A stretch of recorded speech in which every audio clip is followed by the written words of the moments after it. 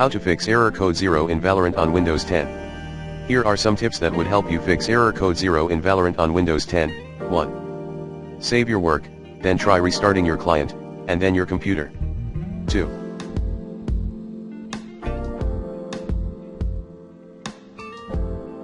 Remove existing Vanguard with Control Panel or Windows 10 settings, reboot your system and reinstall the game later, as admin. Note, try the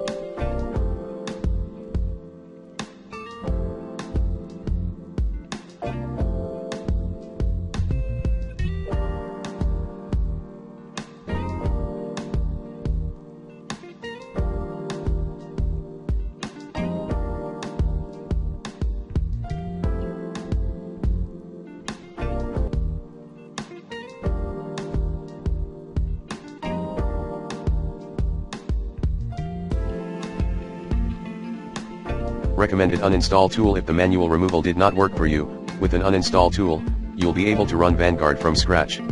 3. Contact Riot and see if there would be some official fix soon.